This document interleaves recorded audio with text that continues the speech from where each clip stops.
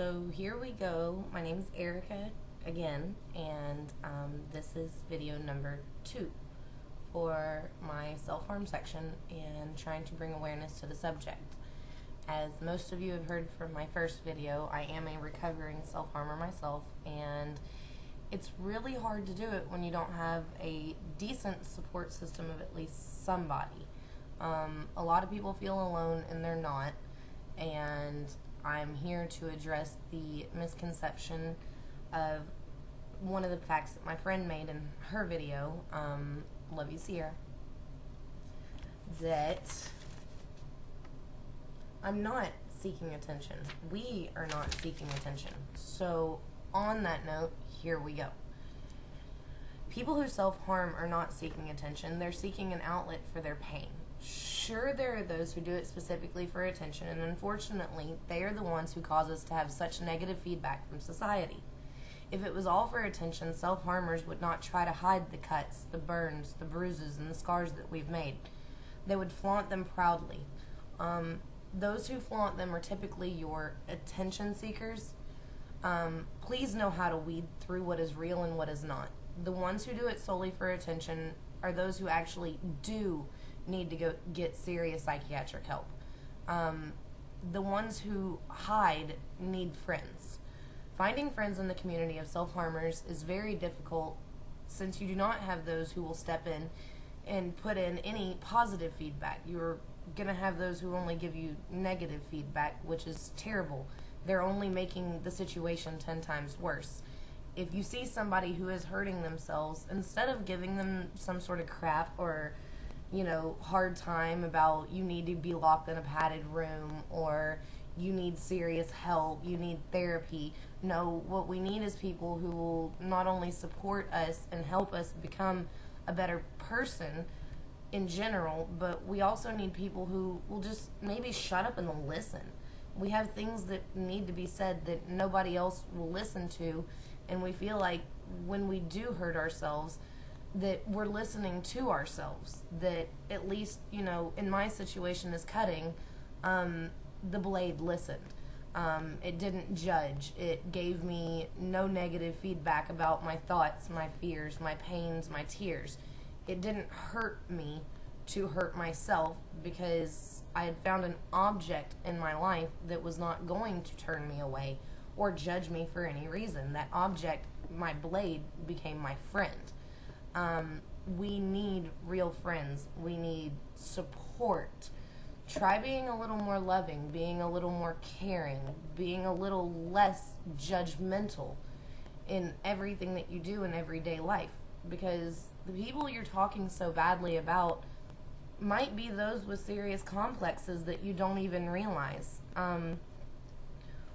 Everybody has issues. Everybody has problems, and everybody has something in their lives that they're scared to talk about. It really is sad that we've become such a society of inhumane creatures, and to imagine that we call ourselves humane. There's outlets everywhere, everywhere. We need to embrace those who do hurt and try to give them a reason not to hurt. Giving someone one simple compliment every single day can change their life forever. If you see somebody on the street and they have a frown on their face, just look at them and tell them they're too beautiful not to be smiling. Compliment a purse, compliment a new hairstyle, a new haircut, anything. You can find a reason to compliment somebody. Not only will it better that person's self-esteem, but it betters you as a person in whole. If society could learn how to embrace everybody's what we call flaws and turn them into their actual points of perfection, our society would be much more beautiful in general instead of being such the ugly outcast that we have become. I don't say outcast just in reference to the self-harmers. I say outcast to those who were so quick to cast judgment upon them. Once again, there is help, whether it be in an online forum, blog, no matter how you reach out, Tumblr, Facebook, YouTube. All of this is an outlet, and please start using them. It's not pretty to hurt yourself anymore. It's not cute. It's not a cry for attention. If you need people to talk to, talk. There's forums, there's blogs, there's channels to subscribe to. Everybody needs somebody, and hopefully for some people I can be that somebody. If not, maybe I can at least point you in the right direction and let you know that you are beautiful no matter what the rest of the world sees you as. You should only view yourself as beautiful and never anything less. Whether you be 100 pounds or 300 pounds, everyone has something to be proud of. Sometimes you just lose sight of what it is that makes you so beautiful because all of the rest of the world is too busy pointing out your imperfections. Turn those imperfections into a reason to find yourself as perfect. Everybody was made a specific way. Everybody was made with flaws. I have my own, problems, and everybody else does too. So why are we going to turn around and shun somebody because of a bad decision that they made or a hard life that they've had to live? It's not fair. It's not fair by any means. And it only makes you the real ugly person to turn around and cast judgment upon those things. It's terrible. So we need to learn how to be a better society in whole and be more beautiful. Not just inside, but outside as well. And remember, when you see someone who's struggling to keep a bracelet on in a specific position or wears a scarf in a certain way every single day, think twice before you judge that person, before you make all those misconceptions on them. You don't know what they're going through, just like that person doesn't know what you're going through. Most self-harmers are never going to cast true judgment upon people. We do get defensive.